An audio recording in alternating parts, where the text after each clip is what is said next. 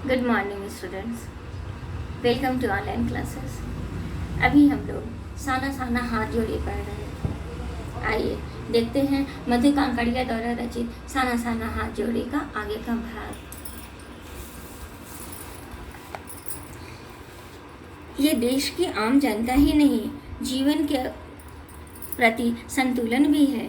ये waste and repaying है।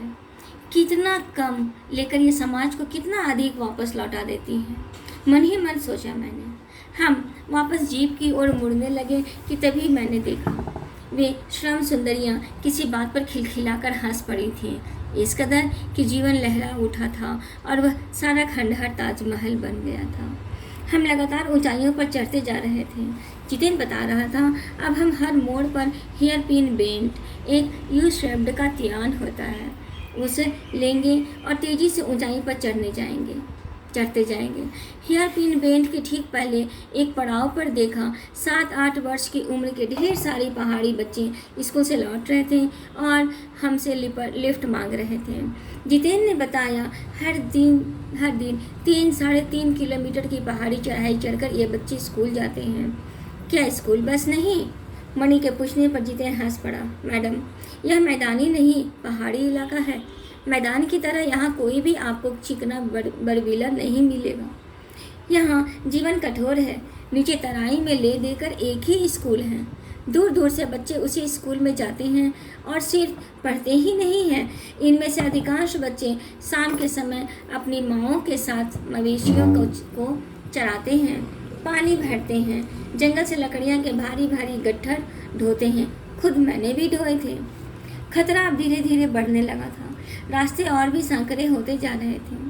कई बार लगता जैसे रास्तों को इंच टेप से नापकर एक जीप जितना ही चौड़ा बनाया गया है कि जरा भी संतुलन बिगड़े, इंच भर भी जीप इधर उधर खिसके तो हम सीधे घाटियों में। इन रास्तों पर जगह जगह लिखी चेतावनियाँ भी हमें खतरों के प्रति सजग कर रही थी। सामने लिखा था, धीरे चलाएं, घर में बच्चे आपका इंतजार कर रहे हैं।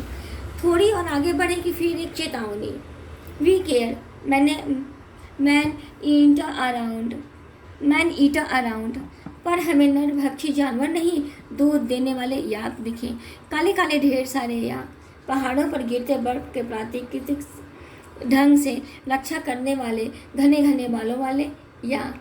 सूरज ढलने लगा था।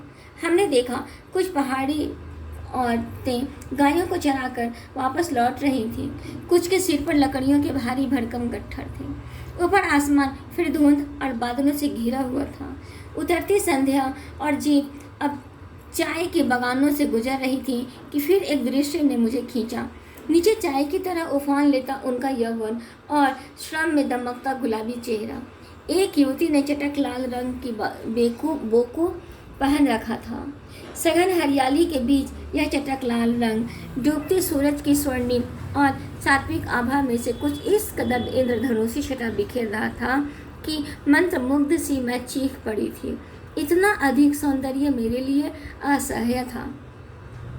युमथांग पहुंचने के लिए हमें रात भर लायुंग में पड़ाव लेना था। गगनचुंबी पहाड़ों के तल में सांस लेती एक नहीं शांत बस्ती लायुंग, एक नन्ही सी शांत बस्ती लायुंग। सारी दौड़ धूप से दूर जिंदगी जहाँ निश्चिंत सो रही थी, उसी लायुंग में हम ठहरे थे। तीस्ता नदी के तीर पर बसे लकड़ी के एक छोटे से घर में। मुंह हाथ धोकर मैं तुरंत ही तीस्ता नदी के किनारे बिखरे पत्थरों पर बैठ गई थी। सामने बहुत ऊपर से बहता झरना नीचे कलकल बहती तीस्ता में मिल रहा था। मध्यम मध्यम हवा बह रही थी। पेड़ पौधे झूम रहे थे। गहरे बादलों की परतें ने चांद को ढक रखा था। बाहर परिंदे और लोग अपने घरों को लौट रहे थे। वातावरण में अद्भुत शांति थी। मंदिर की घंटियाँ से घुंघरुओं की रुझुनाहट से आँख अनायास भर आई। ज्ञान का नन्हा सा बोधिसत्व जैसे भीतर उगने लगा। वहीं सुख, शांति और सुकून है जहाँ अखंडित संपूर्णता है। पेड़ पौधे, पशु और आदमी सब अपनी अपनी लय, ताल और गति में हैं। हमारी पीढ़ी ने प्रकृति की इस लय, ताल और गति से खिलवाड़ कर अक्षम्य अपराध किया है। अक्षम्य अपराध क्षमा न अर्थात क्षमा न करने योग्य। हिमालय अब मेरे लिए कविता ही नहीं दर्शन बन गया था। अंधेरा होने के पहले ही किसी प्रकार डगमगाती शिलाओं और पत्थरों से होकर तीस्ता नदी की धार तक पहुंची। बहते पानी को अपनी अंजलि में भरा तो अतीत भीतर धड़कने लगा, स्मृति में कौंधा। हमारे यहाँ जल को हाथ में लेकर संकल्प किया जाता है। क्या संकल्प करो? पर मैं संकल्प की स्थिति में नहीं थी। भीतर थी एक प्रार्थना, एक कमजोर व्यक्ति की प्रार्थना। भीतर का सारा हलाहल, सारी तामसिकताएं बह जाएं इसी बहती धारा में। रात धीरे धीरे गहराने लगी। हिमालय ने काला कंबल ओढ़ लिया था। जितेन ने लकड़ी के बने खिलौने से उस छोटे से गेस्ट हाउस में गाने की तेज धुन कर जब अपने संगी साथियों के साथ नाचना शुरू किया तो देखते देखते एक आदमी रात्रि की महक से परियों की कहानी सी मोहक वह रात महक उठी। मस्ती और मादकता का ऐसा संक्रमण हुआ कि एक एक कर हम सभी सैलानी गोल गोल घेर बनाकर नाचने लगे। संक्रमण अर्थात मेल, सारे लोगों के मेल, सैलानी अर्थात पर्यटक जो बाहर से घूमने आते हैं। मेरी 50 वर्षीय सहेली मणि ने कुमारियों को भी मात करते हुए वह जानदार नृत्य प्रस्तुत किया कि हम सब अवाक ही उसे देखते रह गए।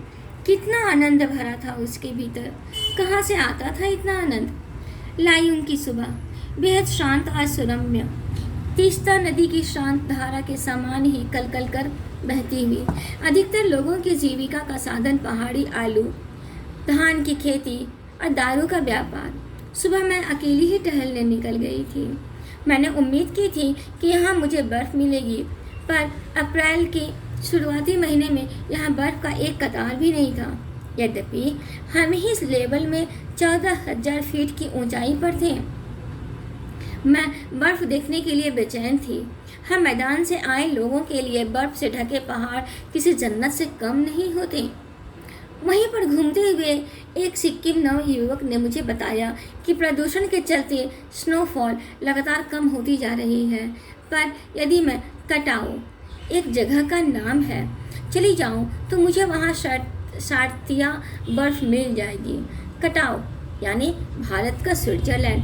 कटाओ जो कि अभी तक टूरिस्ट स्पॉट नहीं बनने के कारण सुर्खियों में नहीं आया था और अपने प्राकृतिक स्वरूप में था।